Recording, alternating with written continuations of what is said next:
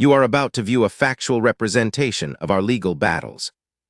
There is no commentary here, just unfiltered, unedited, and raw footage. We are taking you straight to the front lines of justice to observe the system exactly as it operates. Don't move, hands where I can see them.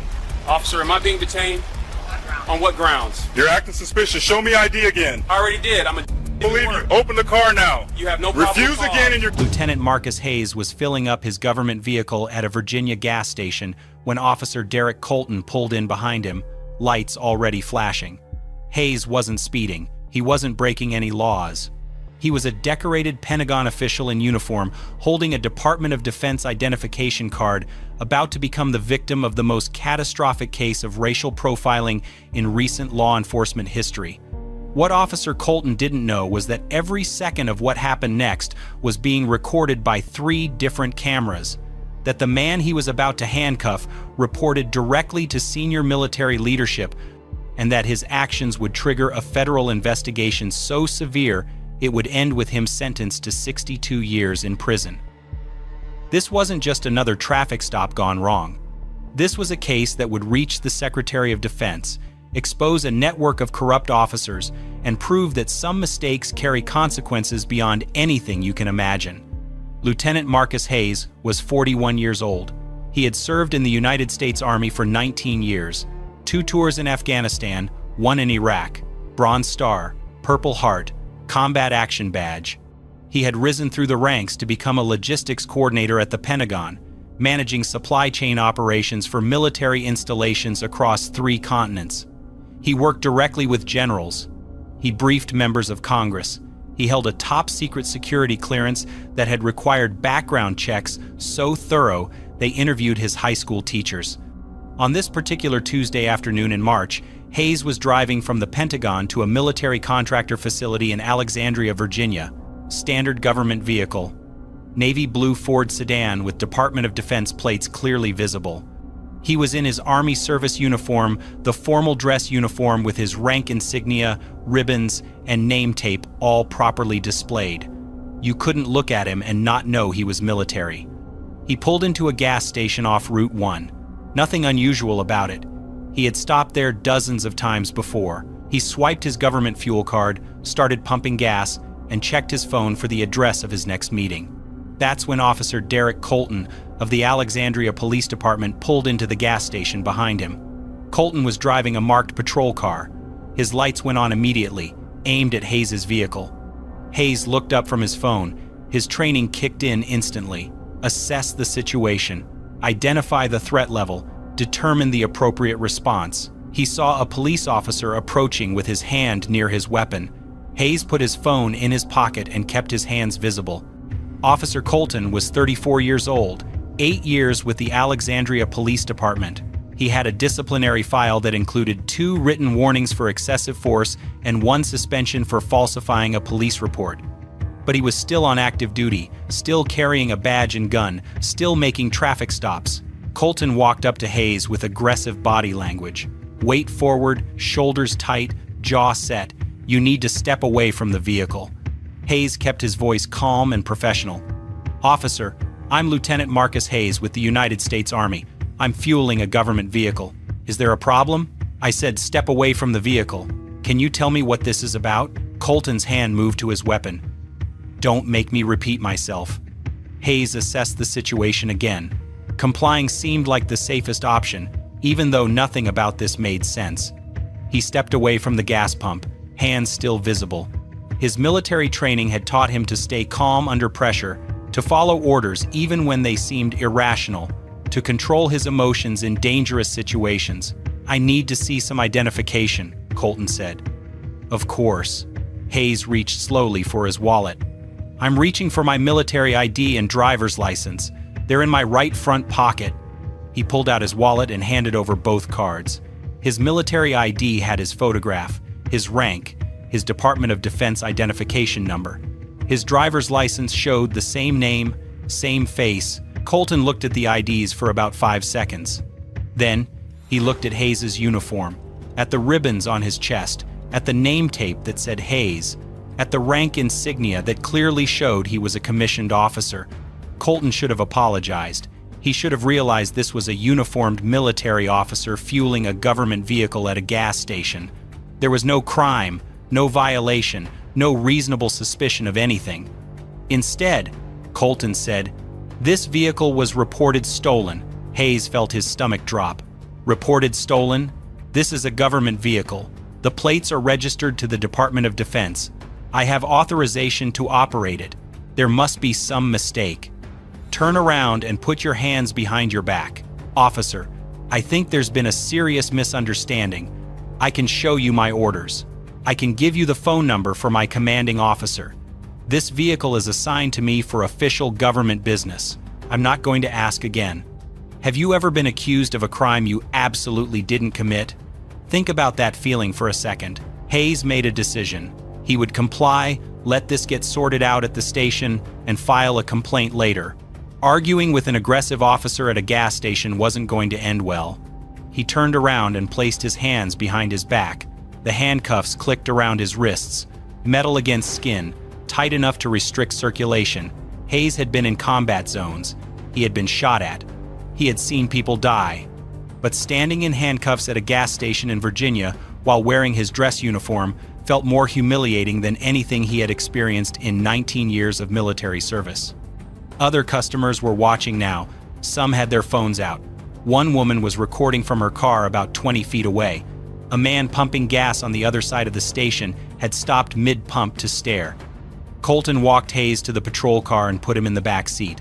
The plastic seat was hard and uncomfortable. The car smelled like stale fast food and the artificial pine air freshener hanging from the rearview mirror. Hayes sat perfectly still. His mind was already working through the chain of command.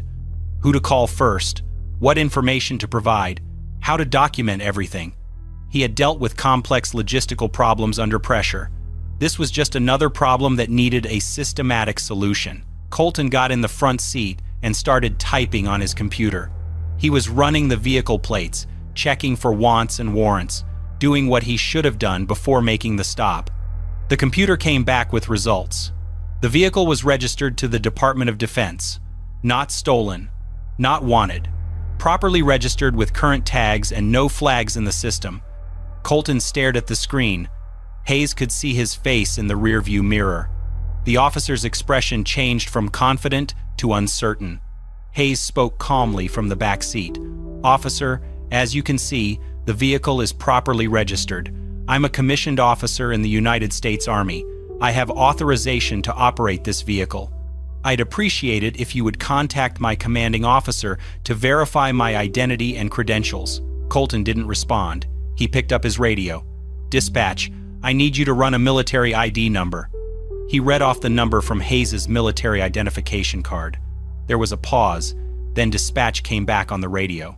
"That ID is valid and active. Registered to Lieutenant Marcus Hayes, United States Army, assigned to Pentagon Logistics Operations. Is there a problem?" Colton's face went pale. "No problem. Disregard." He sat there for a long moment. Hayes watched him in the mirror. The officer was realizing what he had done. He had handcuffed a Pentagon official in full uniform for absolutely no reason. What happened next would determine whether this was just an embarrassing mistake or something much worse. Colton made his choice. Instead of admitting the error, instead of apologizing and releasing Hayes immediately, instead of calling a supervisor, he decided to double down. He got out of the patrol car, opened the back door, and pulled Hayes out. "You're under arrest for resisting an officer and providing false information."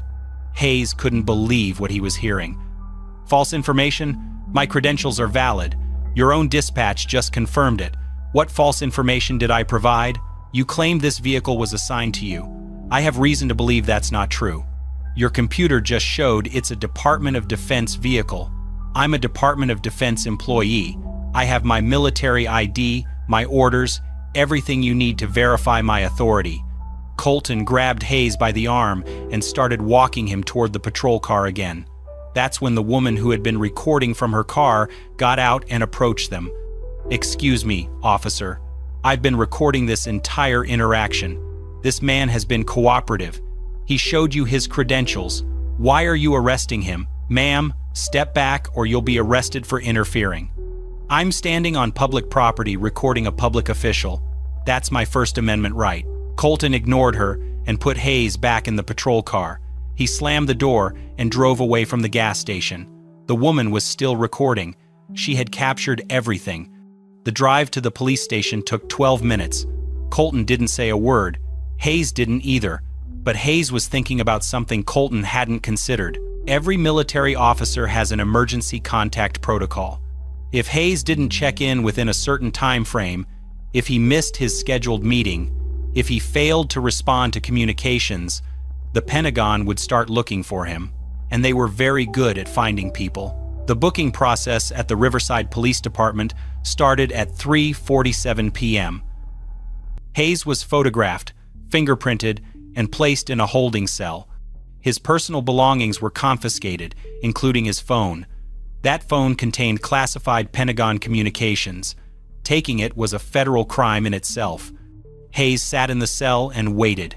He knew exactly what would happen. His commanding officer at the Pentagon expected a check-in call at 4 p.m. When that call didn't come, protocol would activate. The military doesn't mess around when officers go missing. At 4:03 p.m., Major General Patricia Reeves tried calling Hayes. No answer. She tried again at 4:05. Still nothing. At 4:07, she activated emergency protocols. Within minutes, military police were tracking Hayes's last known location using the GPS in his government vehicle. They found the SUV still parked at the gas station. Security footage showed a police officer arresting Hayes and driving away. The military police called the Riverside Police Department at 4:22 p.m. They asked if Hayes was in custody. The desk sergeant checked the system and confirmed an arrest had been made. "What's the charge?" the military officer asked. "Resisting arrest and providing false information." There was a pause on the military side. Then the officer said something that made the desk sergeant's blood run cold. "You've detained a Pentagon official with top-secret clearance. His credentials are valid. His vehicle authorization is legitimate. You need to release him immediately and contact the Department of Defense Inspector General." The desk sergeant hung up and walked directly to the watch commander's office. Captain Robert Thornton had been with Riverside PD for 18 years. He listened to the desk sergeant explain the situation. Then, he pulled up Hayes's arrest report. Thornton read it twice. He looked at the military ID that had been confiscated. He looked at the vehicle registration. Everything was legitimate. Everything checked out. An officer had arrested a Pentagon official for no reason. "Where's Colton now?" Thornton asked. "Finishing his paperwork. Get him in here. Now." Officer Daniel Colton walked into the watch commander's office expecting a routine debrief. Instead, he found Captain Thornton standing with his arms crossed and an expression that could melt steel. "Explain this arrest." Colton went through his version of events. Suspicious vehicle, uncooperative suspect, false credentials. He made it sound reasonable. He made it sound justified. Thornton didn't buy it. "I've seen the gas station security footage.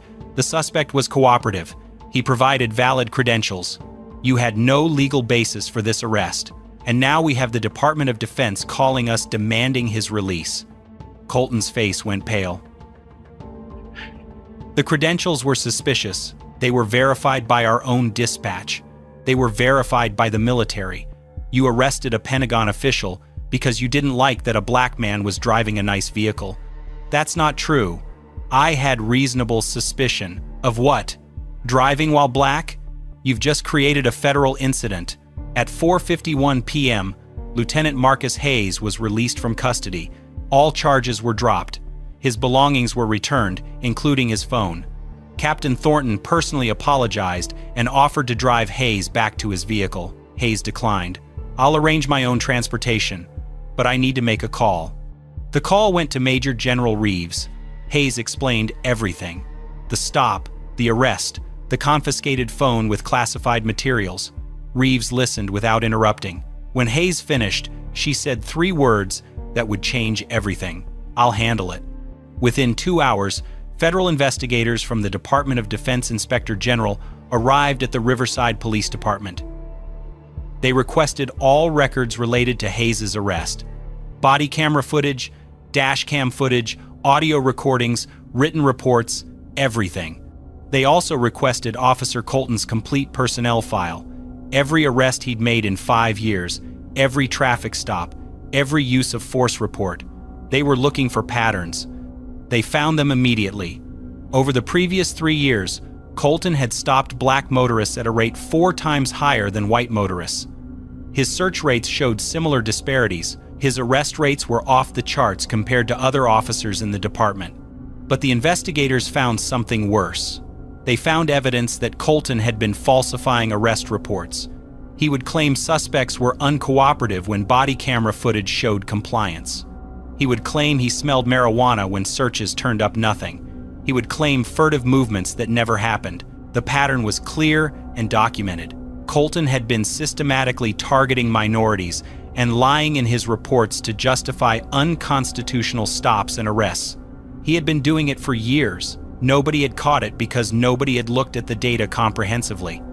The Department of Justice Civil Rights Division opened a criminal investigation, not just into Colton, but into whether the Riverside Police Department had enabled his behavior through inadequate supervision.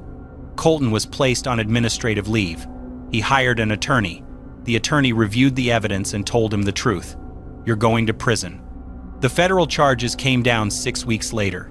Deprivation of rights under color of law, false imprisonment, falsifying government records, obstruction of justice. 18 counts total, each carrying potential prison time. But prosecutors kept digging. They found something that elevated everything to another level. They found that Colton had been selling information from the police database. Names, addresses, criminal histories. He had been selling it to private investigators, bail bondsmen, and people looking to harass their enemies. That added federal computer crimes charges, unauthorized access to government systems, wire fraud, conspiracy. The indictment grew to 37 counts. The trial lasted 3 weeks. Prosecutors presented body camera footage from dozens of stops. They showed the jury how Colton would change his story between what happened on camera and what he wrote in reports. They demonstrated the statistical patterns in his stops and arrests. They brought in victims, people Colton had arrested on false charges, people who had lost jobs because of bogus arrests, people who had been humiliated and violated by an officer abusing his authority. Lieutenant Hayes testified for 2 days. He walked the jury through every moment of his arrest. He explained military protocols, Pentagon security requirements, the sensitivity of the materials that had been confiscated. He made it clear this wasn't just misconduct, it was a national security breach. The defense tried to argue Colton was following his training. They tried to claim he had reasonable suspicion.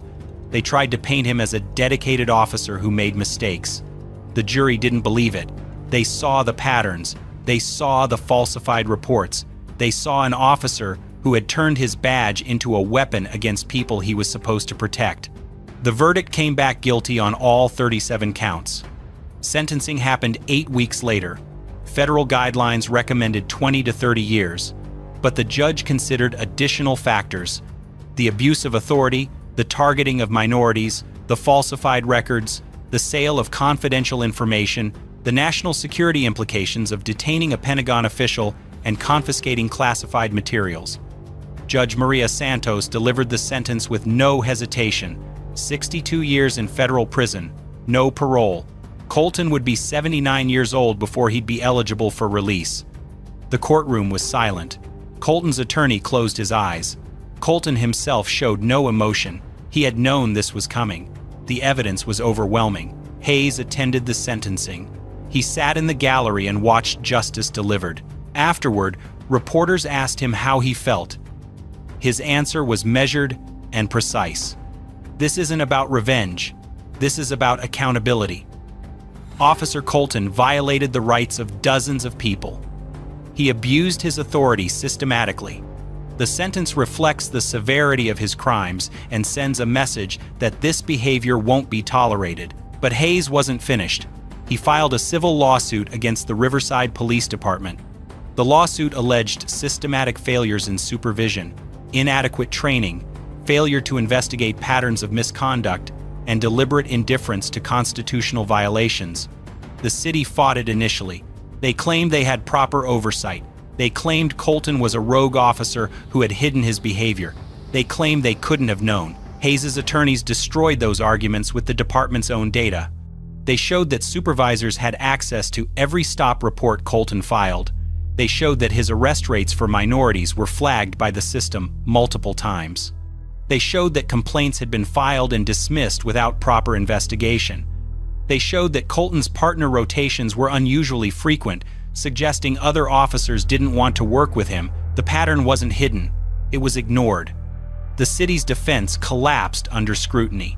Internal emails revealed supervisors had discussed Colton's statistics but decided not to intervene because his arrest numbers made the department look productive.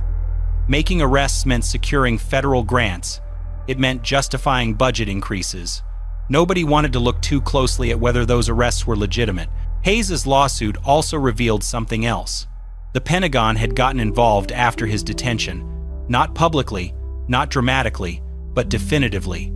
Within 72 hours of Hayes's arrest, 2 Defense Department attorneys had contacted the Riverside Police Department, demanding every document related to the incident. They wanted body camera footage, dash cam recordings, arrest reports, evidence logs, chain of custody documentation for the confiscated materials. Everything.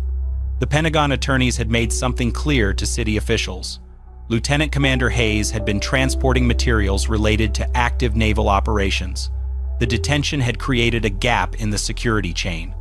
Classified documents had been handled by unauthorized personnel. That was a federal security breach with implications beyond local police misconduct. The city had tried to minimize it. They claimed the materials were secured properly, that nothing was compromised, that protocols were followed. The Pentagon disagreed. They conducted their own investigation. They found that evidence room security was inadequate. They found that the chain of custody documentation was incomplete. They found that Colton had accessed the confiscated materials multiple times without proper authorization or supervision. What the Pentagon found in their audit made everything worse. Colton had photographed some of the documents with his personal phone. Not all of them, but enough. Classified briefing materials with operational details. He claimed he was documenting evidence. The Pentagon called it espionage. That's when additional federal charges materialized. Unauthorized disclosure of classified information. Mishandling of national defense materials. The FBI Counterintelligence Division got involved. They examined Colton's phone, his computer, his financial records. They wanted to know if he had shared those photographs with anyone, if he had been paid, if there was a larger conspiracy. They found no evidence of espionage in the traditional sense. Colton hadn't sold the information to foreign governments. He hadn't shared it with adversaries. He had just been reckless and stupid, photographing classified materials because he thought it made him look important. But under federal law, intent didn't matter for some charges. Unauthorized possession of classified materials was enough. Those additional charges added 15 years to his sentence. The 62-year total reflected everything. The false arrests, the falsified reports, the database breaches, the sale of confidential information, the mishandling of classified materials. It was a comprehensive accounting of a career built on abuse. Hayes's civil lawsuit proceeded separately. The city offered to settle early. They proposed $200,000 in policy reforms. Hayes rejected it. He wanted transparency. He wanted a public trial that would expose everything. He wanted the community to see exactly how the department had failed. The trial lasted 6 weeks. Hayes's attorneys presented data showing that over Colton's 9-year career, he had made over 400 stops where the justification was questionable. They showed that 73 people had been arrested on charges that were later dismissed. They showed that complaints against Colton had been filed 18 times, and all 18 had been marked as unfounded or unsubstantiated without serious investigation.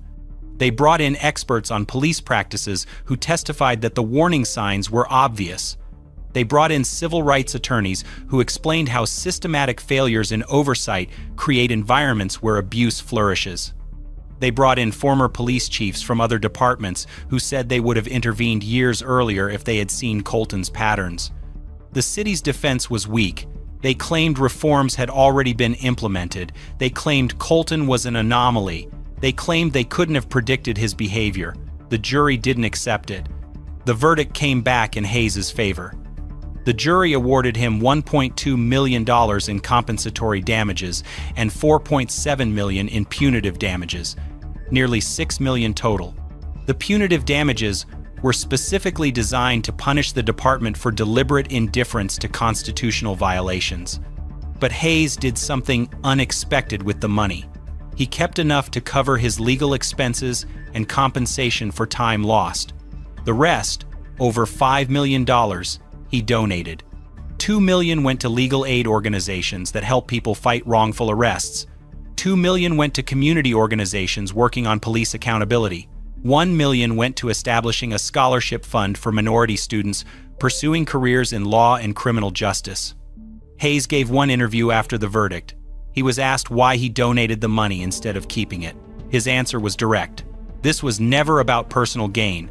This was about changing a system that allows officers like Colton to abuse their authority for years without consequence.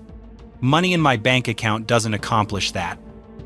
Money supporting organizations that fight for accountability does.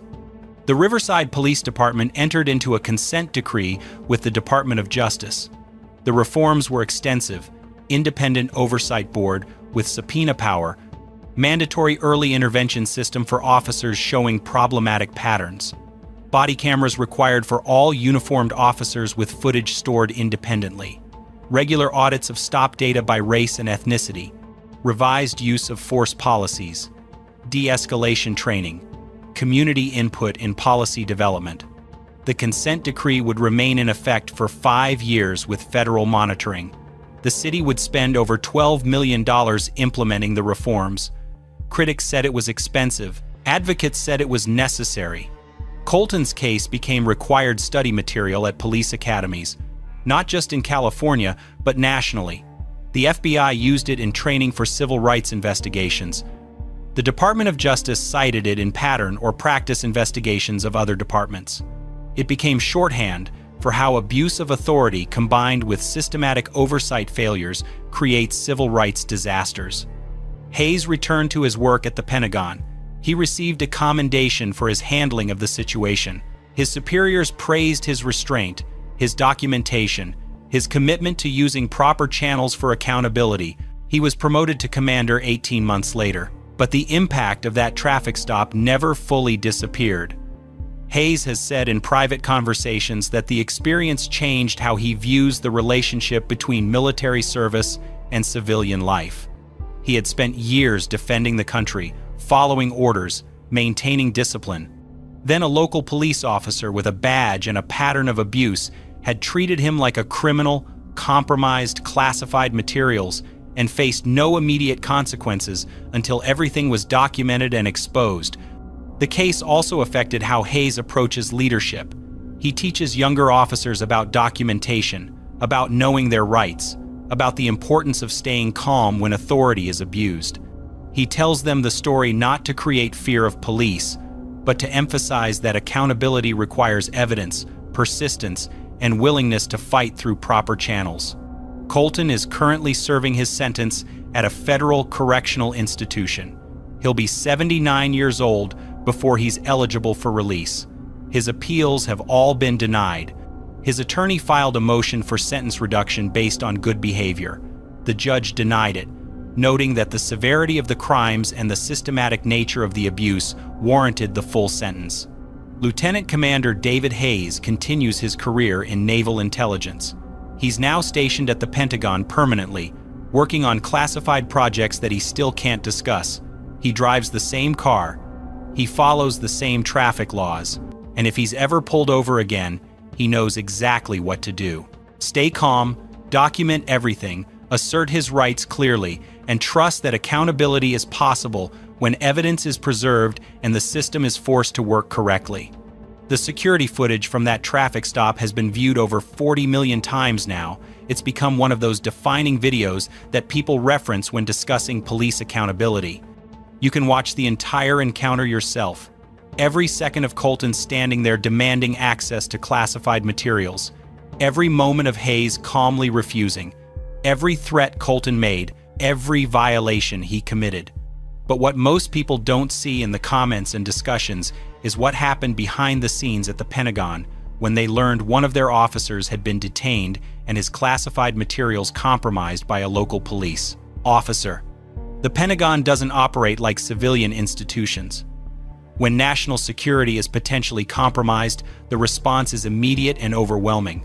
Within hours of Hayes' initial report, a team from the Defense Department's Office of Inspector General was reviewing every detail of the incident. They weren't just looking at what Colton did. They were assessing whether classified information had been exposed, whether proper protocols had been followed, whether the incident represented a broader security vulnerability. What they found was alarming. Colton had photographed documents marked with classification headers. Those photos were stored on his phone, a device connected to the internet, a device that backed up to cloud storage, a device that could have been hacked or accessed by foreign intelligence services. The potential damage wasn't theoretical. It was real and immediate. The Pentagon's assessment concluded that Colton's actions constituted a direct threat to national security. That assessment changed everything. This wasn't just a civil rights case anymore. It wasn't just police misconduct. It was a federal matter involving the compromise of classified national defense information. The Department of Defense referred the case to the Department of Justice with a recommendation for prosecution under federal statutes related to unauthorized access to classified materials. The DOJ assigned prosecutors from their National Security Division, the same division that handles espionage cases and terrorism prosecutions. Suddenly, Colton was facing federal charges that carried sentences measured in decades, not years. Unauthorized access to classified information, attempted theft of government property, obstruction of a military officer in performance of duty. Each charge carried mandatory minimum sentences. Each charge was backed by video evidence so clear that defense attorneys told Colton he had no chance at trial. The federal charges were filed 3 months after the initial traffic stop. Colton was arrested at his home by FBI agents. His computers, phones, and storage devices were seized. Forensic analysis confirmed that the photos of Hayes' classified documents had been stored on Colton's phone, backed up to his cloud account, and potentially accessible to anyone who might have compromised his accounts. The federal prosecutor's opening statement at trial was devastating. She played the dashcam footage showing Colton demanding access to the trunk. She showed the photos Colton had taken. She brought in Navy intelligence officers who testified about the sensitivity of the materials Hayes had been transporting. She demonstrated how Colton's actions had created a security vulnerability that required the Navy to change protocols, reassess material handling procedures, and investigate whether any information had been compromised by foreign intelligence services. The defense tried to argue that Colton didn't know the materials were classified, that he was just doing his job as a police officer, that he had no intent to compromise national security. The prosecutor destroyed that argument by showing the video again. The documents were clearly marked. Hayes had explicitly told Colton they were classified. Colton had demanded access anyway. Intent was established beyond any doubt. The jury deliberated for 6 hours. They found Colton guilty on all counts. The sentencing hearing was held 6 weeks later. The federal guidelines recommended 40 to 50 years based on the charges in Colton's criminal history, but the prosecutor asked for more. She argued that Colton's systematic abuse of authority, his pattern of targeting people of color, his willingness to compromise national security to assert dominance, all of it justified an upward departure from the guidelines. The judge agreed. She sentenced Colton to 62 years in federal prison. No parole, no early release. Federal time means serving at least 85% of the sentence. Colton would be 94 years old before he walked free. The courtroom was silent when the sentence was announced. Colton's attorney looked stunned. Even the prosecutor seemed surprised by the severity, but the judge's reasoning was clear. She said Colton had violated every principle of law enforcement. He had abused his authority systematically. He had targeted vulnerable people. He had compromised national security. And he had shown no remorse, no recognition of wrongdoing, no acceptance of responsibility. Hayes attended the sentencing. He sat in the gallery wearing his uniform. He didn't testify. He didn't need to. His documentation had done all the work. When the sentence was announced, Hayes showed no reaction. He simply stood, nodded to the judge, and left the courtroom. The case set precedents that are still being cited. It established that local police officers who interfere with military personnel carrying classified materials can face federal prosecution. It clarified that compromising national security during a traffic stop isn't protected by qualified immunity. It demonstrated that systematic patterns of abuse can justify upward departures from sentencing guidelines even in federal cases. Legal scholars have written about the case extensively. Some argue the sentence was too harsh, that 62 years for a traffic stop gone wrong is disproportionate. Others argue it was appropriate given the systematic nature of Colton's abuse and the national security implications. The debate continues in law reviews and criminal justice publications. But for the people Colton had targeted over the years, the sentence represented something simpler: accountability, justice. Proof that even officers who abuse their authority for decades can eventually face consequences when someone with resources and knowledge fights back properly. The Riverside Police Department's reforms are still in effect. The Oversight Board has investigated 43 officers in the 5 years since its creation. 12 have been terminated. The department's stop data shows declining racial disparities, though they haven't been eliminated. Community trust remains damaged, but is slowly improving. Hayes continues his work at the Pentagon. He's spoken publicly about the incident only twice, both times at military leadership conferences where he discussed documentation and knowing your rights. He doesn't dwell on what happened.